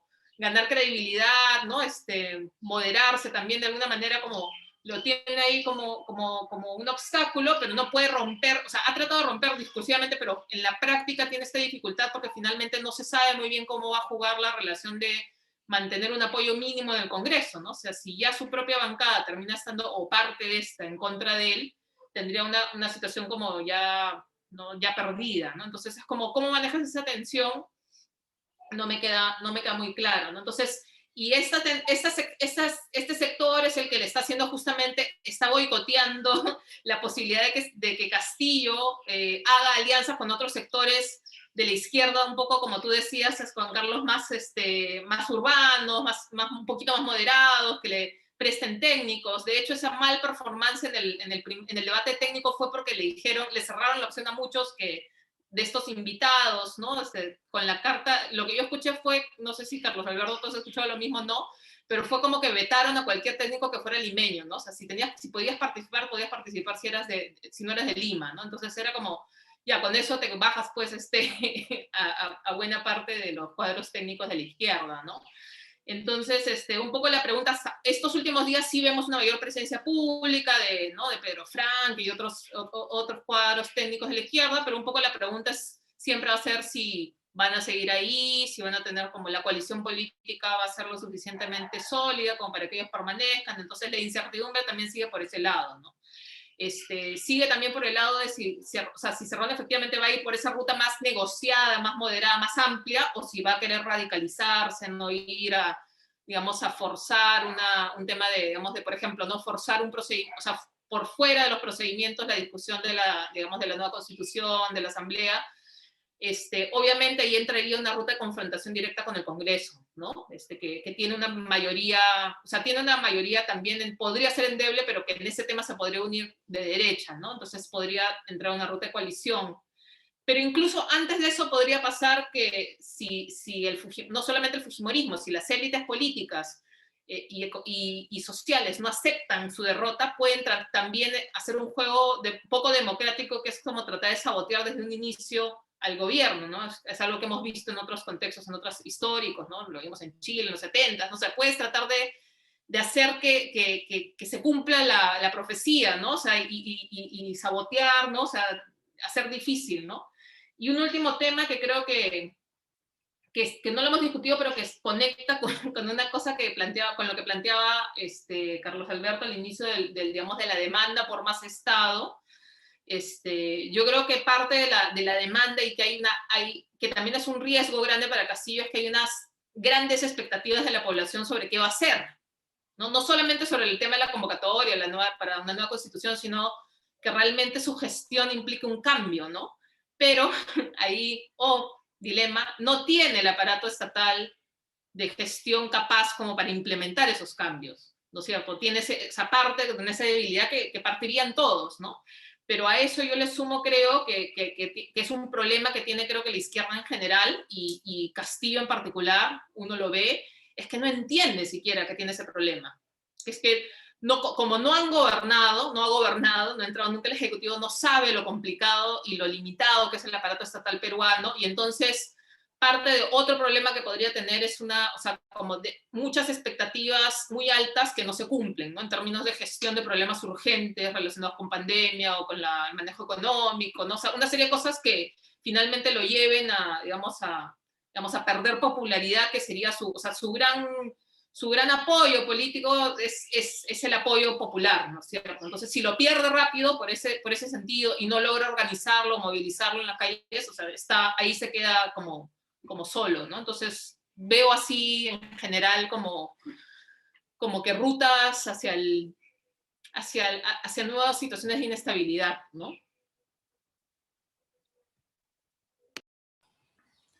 Bueno, yo también coincido en que es dificilísimo dar algún nivel de certidumbre sobre lo que va a pasar con ese signo, con ese asterisco ahí debajo de lo que vaya a decir. Plantearía algunas cosas, ¿no? Uno, creo, también coincido en que cada vez es menos probable que el fujimorismo pueda evitar la proclamación de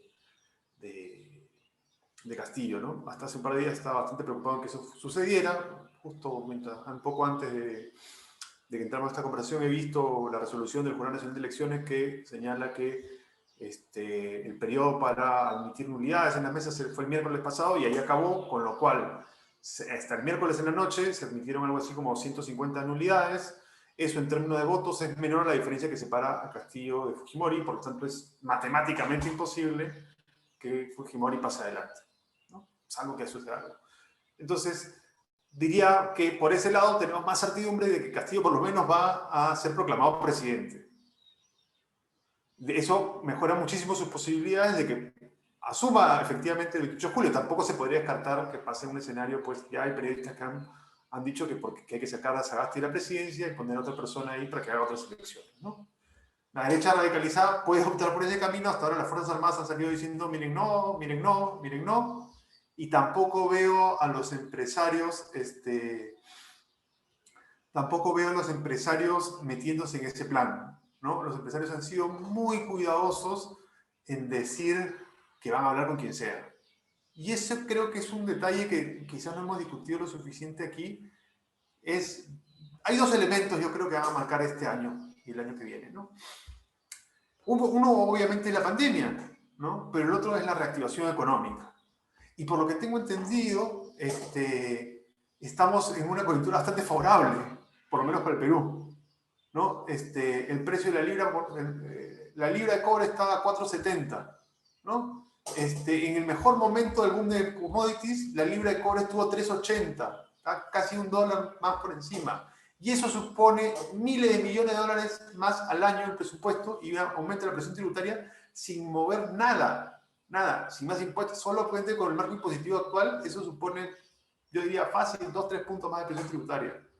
Hay que sumar además que los acuerdos de depreciación acelerada de los grandes proyectos mineros que entraron en funcionamiento hace 4 o 5 años se están acabando este año, ¿no? Con lo cual, Castillo va a disfrutar de la subida de la marea, digamos, ¿no? Vamos a ver cuánto dura esa subida de marea y, bueno, como dije, no necesariamente más dinero se traduce en mejores bienes públicos, ¿no? Ese es el reto en todo caso. Entonces, primera cuestión, yo diría eso. Diría que Castillo tiene que resolver el tema de la pandemia, ese es el primer marcador, y tiene que retrotraernos por lo menos a la situación económica previa a la pandemia, ¿no? Si logra eso, yo creo que tiene 6 meses, 7 meses de aire, ¿no? Segundo, hay que pensar, yo creo que el otro tema es la gran promesa de Castillo, que es la nueva Constitución, y que yo creo que será la madre de todas las batallas con el fujimorismo y la derecha, ¿no? Los caminos que se elijan para tratar de producir una nueva Constitución van a marcar mucho de la beligerancia política de los actores. Y ahí hay que pensar que hay 2 actores de veto fundamentales en ese escenario de cambio constitucional. En primer lugar, el Congreso de la República es un actor de veto. Es decir, la Constitución actual no contempla, digamos, su reforma total, ¿no? Eso nos puede llevar a un escenario de poder constituyente, ¿no es cierto?, donde el presidente propone un referéndum para que el pueblo se dé una nueva carta magna, pero yo creo que ese es el escenario de máxima confrontación, ¿no es cierto?, y que además te corres el riesgo de que el Tribunal Constitucional actúe como poder de veto y te diga, no, eso no se puede hacer, y ahí va a quedar, digamos, salvo que ya entre en una ruptura más seria, que por ahora no la veo. 2, la ruta del Parlamento tiene 2 escenarios posibles, por lo menos, ¿no? Un escenario de 87 votos en 2 legislaturas sucesivas, cosa que veo imposible, o una legislatura con 66 votos, que eso yo creo que se puede conseguir, y un referéndum, ¿no? Que creo que es el escenario más potable en términos políticos, digamos. Entonces, hay que ver si es que Castillo va a poder producir eso, o va a estar interesado en producir ese escenario, porque tiene que equilibrar la gobernabilidad de las otras fuerzas políticas con su pacto con el electorado que reposa en parte en el cambio de la Constitución, con su pacto con su propia bancada, porque eso sí hay que estar claros. Si la bancada de Castillo se parte, Castillo no dura 2 semanas en el poder. O sea, eso es así. Porque inmediatamente apenas se parta la bancada, es probable que se presente una solicitud de vacancia presidencial y Castillo salga del poder así como vino, ¿no? Entonces, yo diría que tiene que poder administrar el tema de la Asamblea Constituyente y patearlo un poco más lejos, ¿no? Para construir mayorías políticas. Y creo que también, y ese es el último punto, movilizar a la sociedad peruana. Porque hay que decir, ¿no? O sea, la sociedad civil peruana desde los años 90 es una sociedad extremadamente débil. El tejido social de la sociedad civil peruana no se ha recompuesto después de los 90, ¿no? Cojea de un lado, ¿no? Los sectores altos tienen su organización con problemas, pero tienen sus cámaras empresariales, tienen sus gremios, ¿no es cierto? Coordinan más o menos, tienen sus think tanks, sus centros de difusión de pensamiento, medios de comunicación, pero los sectores populares carecen de muchas de las organizaciones intermedias que permitan,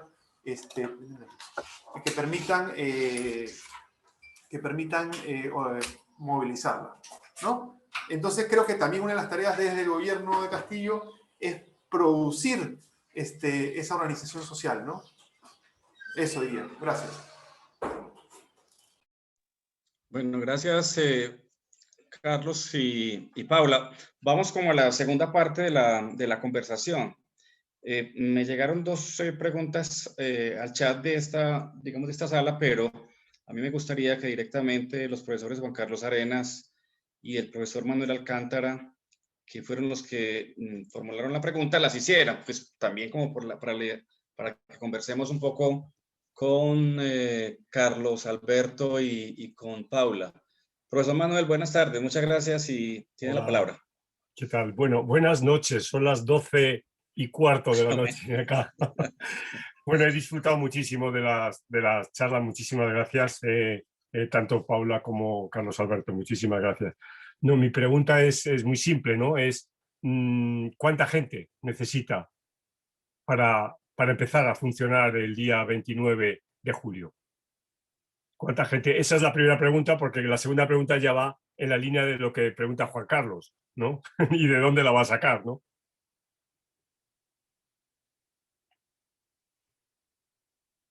O sea, en términos de ministros son, si no me equivoco, Carlos Alberto, 19, ¿no? Ahorita, 19 ministerios. 19 sí, pero me imagino, y la embajada en Washington, la embajada en Bogotá, la embajada en Madrid, etcétera, etcétera, ¿no? Y de ahí sus viceministros. Y, claro, o sea, claro. En general, Perú no tiene una carrera pública, meritocrática, entonces en realidad la posibilidad de cambiar puestos digamos, de confianza con nombramientos con cambio de gobierno es muy alto, ¿no? Entonces, pero eso depende de la decisión, o sea, podrías tener un cambio que no sea radical si decides confirmar, o sea, a la gente que ya está ahí, ¿no? En muchos casos, ¿no? Entonces, no sé, Carlos Alberto, si tú tienes algo más que... Sí, yo alguna vez escuché que en realidad son entre 1.500 y 2.000 personas, más o menos. O sea, ministros, viceministros, directores de los ministerios, organismos públicos descentralizados, embajadores políticos, todo eso es entre 1.500 y 2.000 personas, yo te diría. Y ahora bien, ¿qué hizo Fujimori hace 30 años? Porque, digamos, la situación era muy parecida, ¿no? Era alguien sin partido político, sin experiencia política. Un outsider también, ¿no? ¿No? Entonces, ¿qué hizo Fujimori? ¿De dónde sacó la gente Fujimori? Tuvo gabinete, o sea, su primer gabinete tuvo muchos ministros de la izquierda, ¿no? Que, digamos, que lo apoyaron en la segunda vuelta, y después hizo su giro neoliberal, ¿no? O sea, tuvo también desde un inicio, entonces, en realidad, primero izquierda y después hizo un giro hacia la derecha, ¿no? Hacia los técnicos, digamos, de ese lado. Sí, yo ahí creo que, o sea, a ver,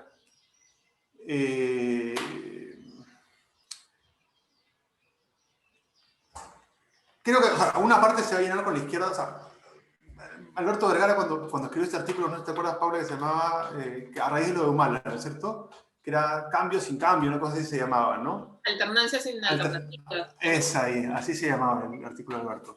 Y en realidad lo que él decía es que hay una capa tecnocrática que va recirculándose entre el Estado, ¿no es cierto?, que ya ha almacenado los conocimientos para la gestión y que rota de ministerio en ministerio. O sea, tú pones tu viceministro y el viceministro ya con un equipo, el secretario general, el gerente de jurídicas, el de personal, entonces ya tienen sus propios equipos informales. Así como, digamos, yo diría, los partidos políticos acá subcontratan a los operadores y a los operadores políticos territoriales, y, digamos, los partidos no tienen maquinaria territorial, entonces contratan un varón territorial que tiene su gente en el territorio y le hace la campaña tercerizada. Los políticos acá tienen la capacidad también de subcontratar a estos técnicos estatales, ¿no es cierto?, que le van a hacer funcionar la maquinaria, ¿no? Y que son la verdadera memoria institucional del Estado, ¿no?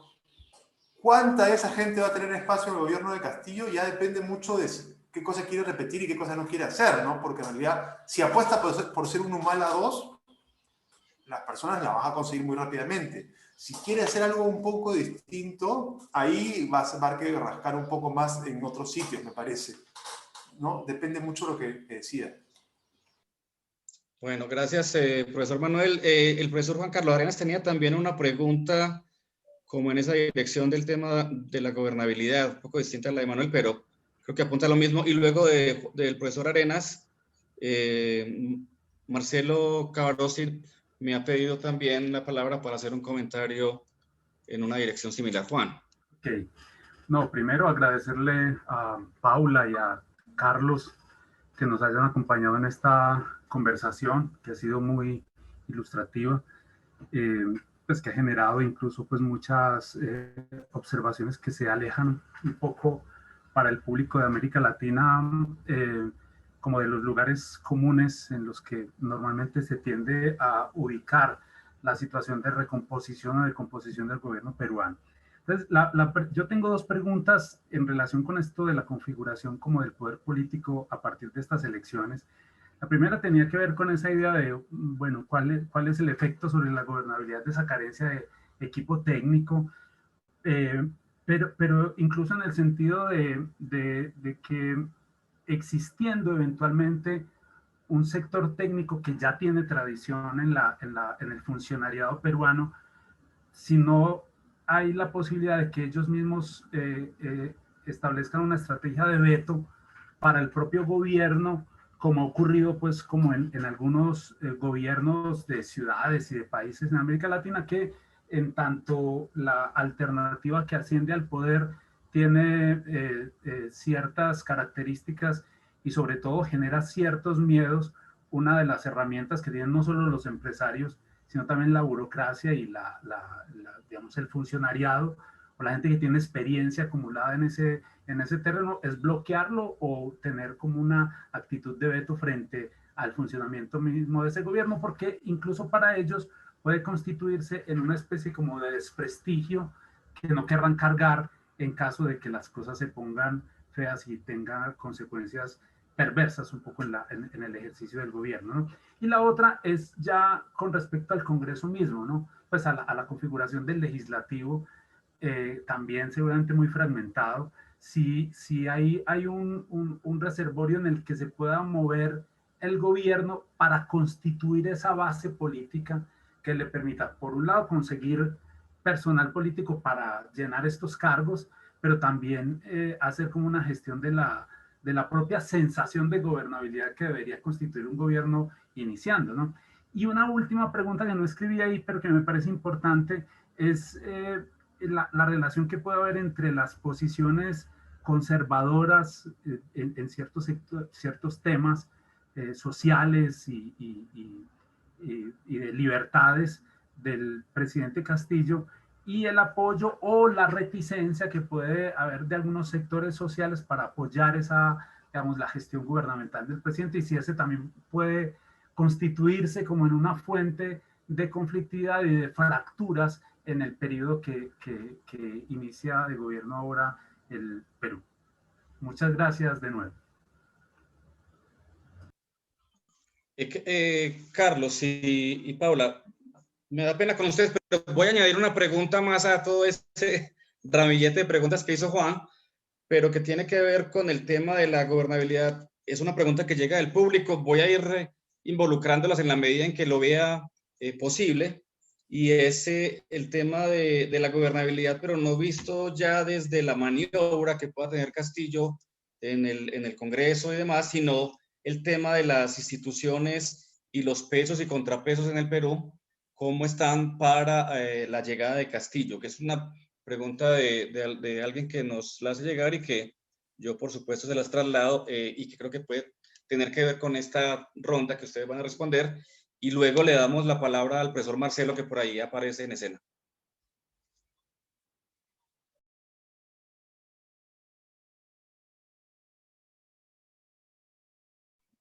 Carlos o Paula. Y yo, bueno, como quieras. Ya, dale. A ver, yo creo que para responder la pregunta de Juan Carlos, yo creo que los principales núcleos burocráticos en el país consolidados más o menos son el Ministerio de Economía y Finanzas y el Ministerio de Relaciones Exteriores. Y ambos son conservadores. Yo creo perfectamente posible que ambos jueguen contra el nuevo gobierno. Y eso va a ser un reto para Castillo, saber cómo desactivar el poder de esas burocracias, que sobre todo en el caso del Ministerio de Economía y Finanzas, en realidad es un superministerio, ¿no?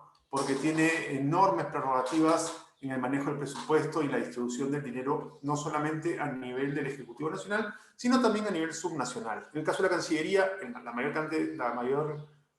mayor número de personas son más bien conservadores, ¿no? Y de hecho se nota cuando se han emitido, no sé, opinó Evo Morales sobre una conversación entre Evo Morales y Verónica Mendoza en la campaña, en un comunicado de la Cancillería diciendo que no a la intervención de extranjeros en las elecciones. Vino Leopoldo López acá a hablar con Keiko Fujimori, no pasó nada, ¿no? Entonces para mí eso es como, claramente son esos dos núcleos que tendría que atacar Castillo y resolver su relación con ellos para poder hacer efectivo el gobierno. En el personal del Congreso, yo creo que en general a la bancada de Castillo no le conviene mover gente de la bancada al Ejecutivo. Necesita la mayor cantidad de parlamentarios ahí. Se puede hacer, pero no creo que le convenga. Tiene que en todo caso usar proxies para distribuir poder en el Ejecutivo entre las dos facciones que hay en la bancada de Perú Libre, ¿no? La facción Perú Libre, digamos, y la facción Castillo. Va a tener que usar el gabinete o el Ejecutivo para repartir puestos y recursos, ahí me parece. Después lo de la ciudadanía y las medidas sociales, yo creo, no sé si está pensando en políticas de igualdad de género o algo así, creo que eso no se va a mover. Lo más que vamos a ver van a ser políticas de combate contra la violencia de género, si quieres, en el mejor de los escenarios. Todo el resto de cosas va a quedar suspendida. Yo esperaría que quede suspendido como está ahora y que no exista retrocesos significativos, pero tampoco lo puedo jurar, ¿no? Y último, pesos y contrapesos. Yo creo que en realidad en la Asamblea Constitucional, creo que el punto más grande de consenso para cambiar la Constitución es el de la reforma política, no la reforma del capítulo económico. El esquema de relaciones ejecutivo y legislativo era un desastre antes de que fuera perforado, y ahora que ha sido perforado por sucesivas reformas desordenadas y sin ninguna planificación, es peor. Perú está clasificado como un país semipresidencialista, pero tiene todos los problemas del semipresidencialismo, pero no ninguna de sus ventajas, ¿no? Entonces, yo tiendo a creer que en realidad construiría un ejecutivo más fuerte, ¿no? Entiendo los peligros del hiperpresidencialismo, ¿no es cierto? Pero creo que el Ejecutivo es muy débil en relación al Congreso y que en realidad los intentos por controlar el Ejecutivo, dándole más poder al Congreso, no sirven. Yo creo que es mucho mejor, en términos de la dinámica de las instituciones, fortalecer el Tribunal Constitucional. O sea, en serio, ampliando los plazos de mandato de los magistrados, aumentando un poquito más el número de magistrados y haciendo que puedan cambiar máximo un 20% de magistrados durante cada gobierno, ¿no? Con un con un tribunal constitucional independiente, yo creo que se puede regular eficazmente los mayores pesos que podría tener el Ejecutivo en un régimen presidencial mucho más neto, ¿no? Diría eso. Gracias. Listo, Paula, y luego el profesor Cavarossi. Okay, gracias. A ver, yo estoy de repente empezando. No estoy de acuerdo contigo, Carlos Alberto, en que el llamado MEF, conocido como MEF, Ministerio de Economía y Finanzas y Relaciones Exteriores, son los terrenos, bueno, yo diría también energía y minas, ¿no? O sea, son como los terrenos más duros de roer, en la cual probablemente tengan más resistencia, pero al mismo tiempo creo que hay que ser conscientes de que en estos últimos años, como parte del enfrentamiento de poderes y también de la pandemia misma, de todo lo que vino, especialmente en el MEF ha habido una crisis y una confrontación interna que todavía no se resuelve, ¿no? Y entonces es un ministerio que sigue siendo muy poderoso en la práctica de facto, pero no es el poder tecnocrático que tenía hace unos años. Creo que también en general el peso o el poder de esta tecnocracia, de estos burócratas de alto nivel que existía, justamente en los últimos años se ha disminuido, ¿no? Y parte de lo que ha habido en el país ha sido un fortalecimiento de facto del Congreso, ¿no? Entonces, pasando a este último tema, de acuerdo, ¿no? O sea, no ha habido mucho cambio, en realidad no ha habido mucho cambio en el tema de reforma constitucional en las relaciones de ejecutivo y legislativo, ¿no? Y eso es ha estado como parte del problema de fondo en del conflicto de poderes en los últimos tiempos, ¿no?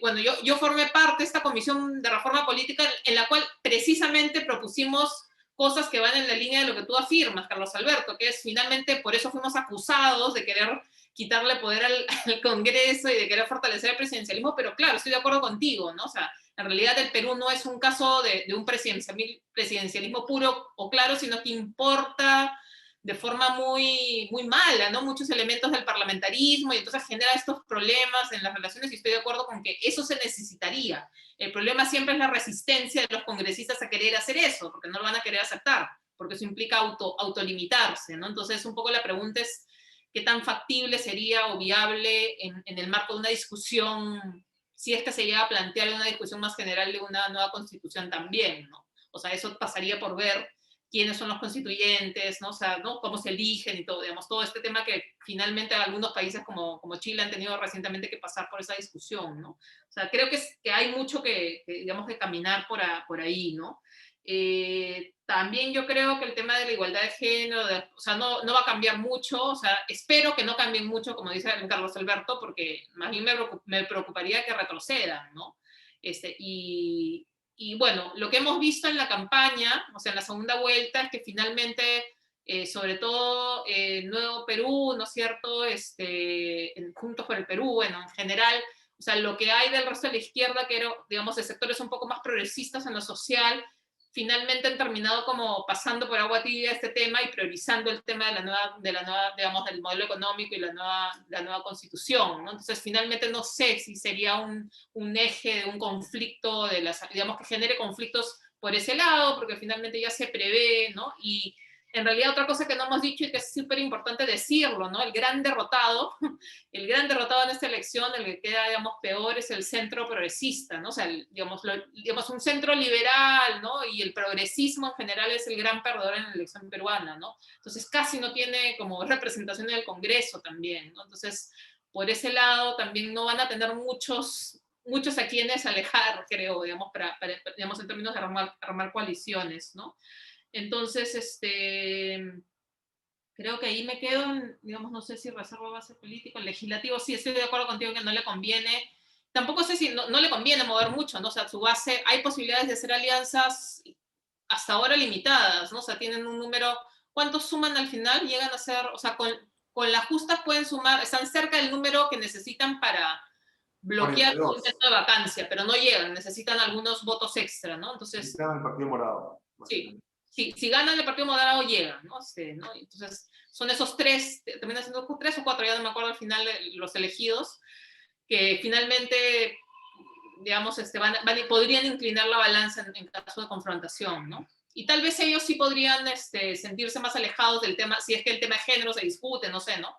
Pero son 3 solamente, no implicaría una gran división, pero en fin, no lo tengo tan claro. Ahí me quedaría, creo que están respondidas la mayoría de preguntas. Bueno, Marcelo, adelante. Muchas gracias, Juan Carlos. Bueno, no sé si sí. Muchas gracias, Juan Carlos. Quiero felicitarte por la conducción de la reunión y realmente agradecerles a Paula y a Carlos Alberto las presentaciones que han sido excelentes ambas, ¿no? Y realmente he aprendido mucho. Confieso que, a pesar de que ambos, tanto Carlos Alberto como Paula, mezclaron ciertos comentarios en la dirección pesimista y otros en la dirección más optimista, yo me quedo más bien pesimista, francamente, frente a las circunstancias que enfrenta Castillo en el caso de llegar a la presidencia, como parece probable, como ellos dicen, ¿no? Hay un elemento que han tratado poco y que tiene que ver con Vladimiro y Vladimir, ¿no? Yo me acordaba que en 1990 estaba Vladimiro.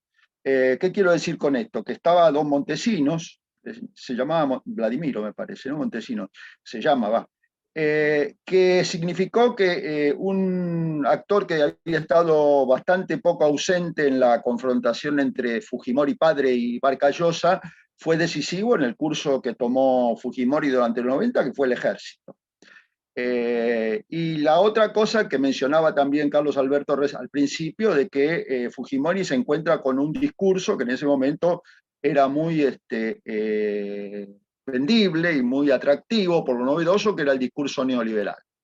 Bueno, ahora no está el discurso neoliberal, por lo menos con la circunstancia favorable que había en aquellos momentos, y por otro lado, la posición del ejército en relación a Castillo, me parece que, no sé qué posición tomará, pero no la veo una posición entusiasta como la que asumió en relación a Fujimori y su rol, digamos, durante los 90, sobre todo pensando en que, bueno, me acordaba del incidente de hace poco ahí en el Valle de N, Apurímac y compañía, donde aparecieron estos muertos por parte de un grupo no identificado, o qué sé yo, que aparentemente tenía que ver con Sendero Luminoso, pero a mí se me ocurre sospechar que ahí el ejército también está presente, aparte de Sendero Luminoso, si es cierto que está Sendero Luminoso ahí, y se me ocurre que un presidente como Castillo tendría que hacer algo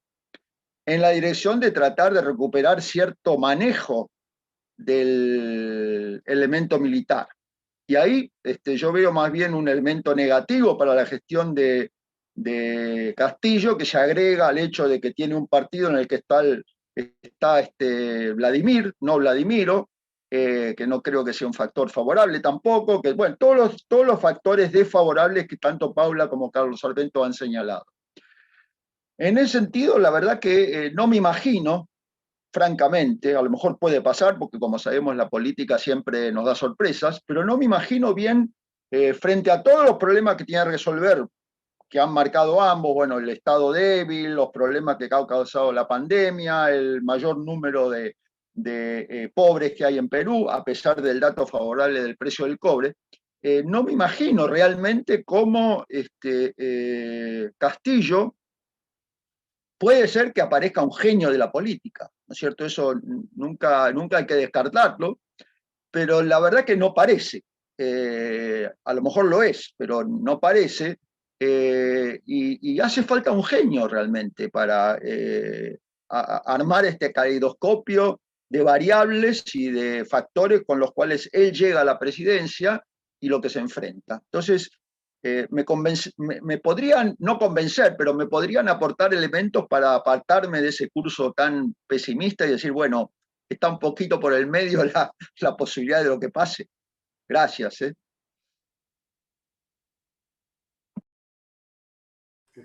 Paula. No sé. Tú debes ser más, tú eres menos pesimista que yo soy más, o sea, no sé, en realidad. No sé, yo, o sea, creo que como las cosas están por hacer, yo como he regresado al país hace pocos años, todavía soy optimista sobre las cosas que se pueden hacer. Digamos, me faltan un par de años más de realidad acá para ver que no se puede hacer muchas cosas. Creo que un problema central es que carecemos, yo por lo menos carezco de información de cómo está configurado el poder en el ejército. El ejército, sí. O sea, en general la academia tiene, yo creo, una serísima ignorancia, diría yo, creo que no es un problema propio mío, respecto a cómo son los juegos de poder dentro del ejército y cómo ve el ejército la política peruana reciente. Dato 1, ¿no es cierto? Dato 2, lo cierto es que las Fuerzas Armadas están muy debilitadas, o sea, si se las compara respecto al año 90, hay que pensar que en el año 90, ¿cuánto? La mitad del país estaba directamente controlada por autoridades políticas militares, ¿no? Y las Fuerzas Armadas contaban con enorme poder, digamos, político, ¿no? Creo que esa situación no es ni por asomo esa, ¿no? Es unas Fuerzas Armadas, además, que fueron, o sea, finalmente fueron pieza fundamental de la gobernabilidad fujimorista, pero justamente porque fueron pieza fundamental han quedado severamente, yo creo, golpeadas en términos de popularidad y de en fin. Entonces, no la veo con muchas ganas de asumir roles importantes, ¿no? Eso no quiere decir, ¿no es cierto?, que la inteligencia de alguna de las ramas pueda petardear, o alguna, sobre todo yo diría, que creo que es lo más común en el Perú, a ver, trato de organizarme, por ejemplo, ¿no? Cuando hubo toda esta operación de los cuellos blancos, en fin, y cuando, por ejemplo, se sacó a Julio Guzmán del 2016 en la competencia electoral, era porque en realidad un grupo de aparentemente universidades privadas de dudosa calidad había logrado colocar como jefe de la OMPE a una persona que respondía a ellos. Entonces era una especie de grupo medio mafioso, digamos, que lograba colonizar una parte del Estado, no con un proyecto político detrás, sino simplemente cuidando sus ganancias, sus rentas, ¿no? Y en el Perú lo que pasa mucho es eso, no es que hay grandes complots políticos, sino hay grupos relativamente pequeños que están buscando cautelar sus rentas y para eso colonizan partes específicas del Estado en momentos específicos, ¿no? Entonces, si las Fuerzas Armadas van a hacer algún operativo así contra Castillo, en realidad no van a ser las Fuerzas Armadas, me parece. Va a ser un general o algún miembro del ejército que tiene algún problema que quiere tapar, digamos, ¿no? No sé, cada cierto tiempo se descubre que algún general pues roba gasolina y se junta un par de millones de soles con eso y se construye una casa, ¿no? O así, tráfico, no sé, pero son en realidad pequeños grupos cuyo interés central no es político, sino es económico, los que podrían atentar contra las condiciones de gobernabilidad de Castillo. ¿Castillo tiene la habilidad suficiente para hacerlo? No tengo la más mínima idea, ¿no? Porque en realidad lo que uno puede decir de la campaña es que ha sido un desorden, ¿no? Las posibilidades de coordinar grupos dentro de la campaña han sido bien precarios, ¿no? Y siempre al filo del momento. Entonces, de repente así es Castillo de candidato y presidente será otra cosa, ¿no? Pero creo que es prematuro todavía para saberlo. Eso, Marcelo. Sí, a ver, muchas gracias por los comentarios y la reflexión, ¿no? O sea, yo también coincido con Carlos Alberto que parte del problema que tenemos todavía es falta de información, ¿no? O sea, sobre Castillo mismo es, no sé si ni siquiera si el propio Castillo lo sabe, ¿no? Pero efectivamente, ¿no? Lo poco que hemos visto, porque ese es otro tema, ¿no? O sea, lo hemos visto muy poco dentro de la campaña, ¿no? O sea, parte de la estrategia de Castillo, sobre todo ya digamos, intencionalmente la segunda vuelta ha sido evitar, por ejemplo, aparecer o dar entrevistas en medios de comunicación nacionales y más bien su propaganda y todas las dirigió a radios regionales, ¿no? Entonces es como, no ha sido muy visible, ¿no? Digamos, como personaje, y lo que uno sabe a partir de lo que ve es caos, ¿no? O sea, como dice Carlos Alberto, lo que ha primado ha sido como el desorden, el caos, ¿no? Entonces, daría la impresión de que es alguien que no tiene un liderazgo lo suficientemente consolidado y que no sé, que le cuesta tomar decisiones, ¿no? O que está entre algunos fuegos y no logra imponerse, ¿no? O sea, no quiere perder, no quiere quedar mal con nadie y no sé si eso lleva pues al desorden que vemos, ¿no? Si eso cambia después, sí, como dice Carlos Alberto, quién sabe, ¿no? Podría ser. Si es que él encuentra a su Montesinos, que no necesariamente es Vladimir, sino podría ser otro, ¿no? Que lo ordene, tampoco lo sabemos. No creo que sería Cerrón, creo que eso sí es claro. Bueno, Cerrón, pero en principio ya es demasiado público como parece, ¿no? Es un personaje como que ya tiene mucho el ojo, más bien de la prensa, de los medios de comunicación privados, de todo el mundo, ¿no? O sea, la pregunta y las dudas están en torno a Cerrón. Además, Cerrón, si llega a mantener su sentencia por corrupción, está inhabilitado para ejercer funciones públicas también. Entonces, eso lo limita en la práctica, ¿no? Y yo sí coincido en que no tenemos información suficiente sobre los militares, ¿no? O sea, ¿qué sabemos sobre ellos, no?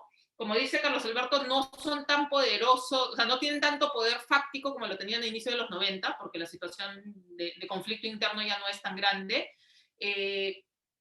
Creo que en los últimos meses, en los últimos años, durante los meses de inestabilidad política, sobre todo, finalmente dieron muestras de, al menos los comandos generales actuales, ¿no es cierto?, han dado muestras de no querer involucrarse en asuntos políticos y más bien se han mantenido al margen. Eso ha sido saludable. Y por lo que sé, pero claro, es ese rumor que te cuenta alguien, no es un conocimiento, también estarían muy preocupados y no les interesaría a los comandantes, o sea, a los generales en ejercicio no les interesaría, digamos, tomar partido político. Pero lo que sí hay, y eso sí se ha visto en las últimas semanas, son intentos de presión muy grande de generales en retiro, tratando de forzar, ¿no? Presionar a los generales en ejercicio por politizarse, ¿no?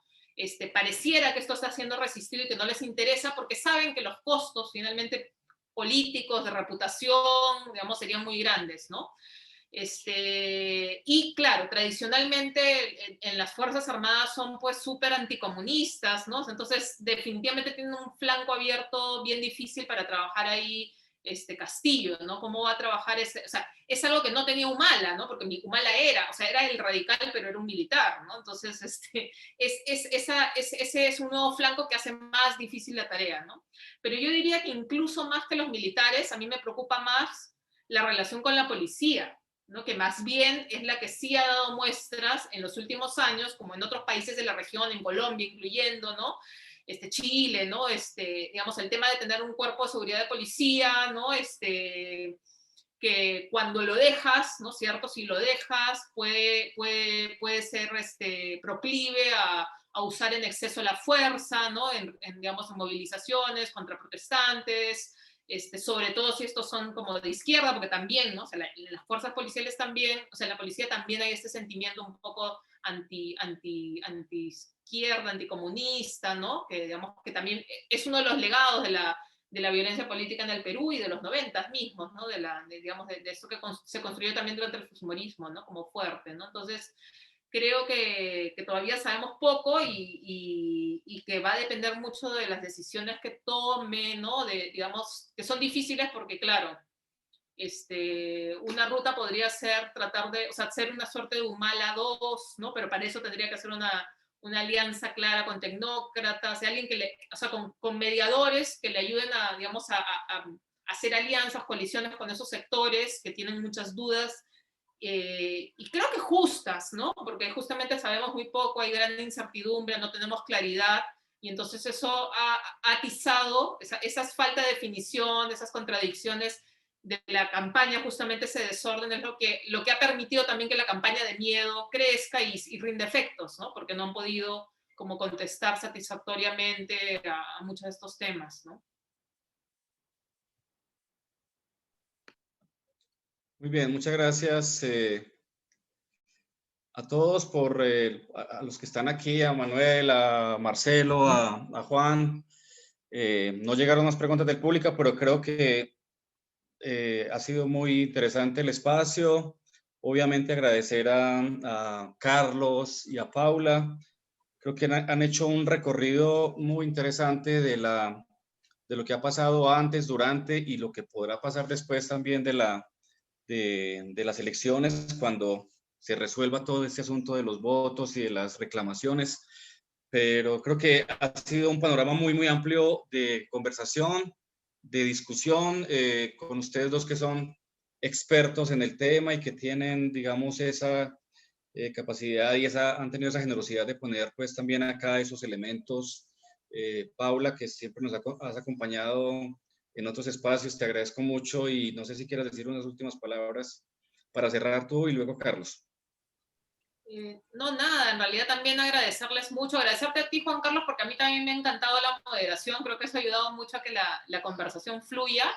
Realmente yo también he aprovechado, gracias a Carlos Alberto también, creo que el intercambio, la discusión ha sido muy rica y da cuenta un poco de ¿no? de las preguntas que tenemos ahorita, de la incertidumbre es alta, ¿no? Pero de también lo importante que es también mantener estos espacios de diálogo dentro de la región, ¿no?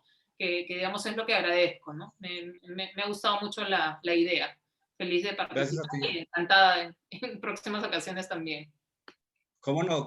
Carlos, muchas gracias a ti también por tus aportes y por tu presencia y todo lo que has puesto aquí también en la conversación. No, muchas gracias a usted, Juan Carlos. A mí también me ha gustado muchísimo el espacio. Creo que la conversación ha sido no solamente muy fluida, sino enormemente provechosa, obvio por los aportes de Paula, pero los temas que tú has puesto sobre la mesa, que el profesor Alcántara y Marcelo Cavarossi han puesto sobre la mesa, son todos temas que merecen varias vueltas. Y creo que espacios como este, donde nos encontramos académicos de varios países de este sur, ¿no es cierto?, tienen la ventaja de, por un lado, poner gente con una excelente formación académica, pero que además conoce al detalle los casos que está trabajando, ¿no? Y creo que eso es una ventaja que no deberíamos desaprovechar. Bueno, muchas gracias. De nuevo, el Instituto de Estudios Políticos de la Universidad de Antioquia y la Red de Estudios Latinoamericanos de Medellín y Antioquia agradecen a ustedes dos pues las presentaciones, la conversación y pues esperamos vernos en una próxima ocasión. Profesor Marcelo, Juan, Adriana y todos, muchas gracias y feliz tarde acá, feliz noche en España y Y bueno, nos veremos nuevamente. Un abrazo, muchas gracias. Luego. Gracias de nuevo por la invitación y los Chao, comentarios. muchas gracias. Cuídense todos. Chao, gracias.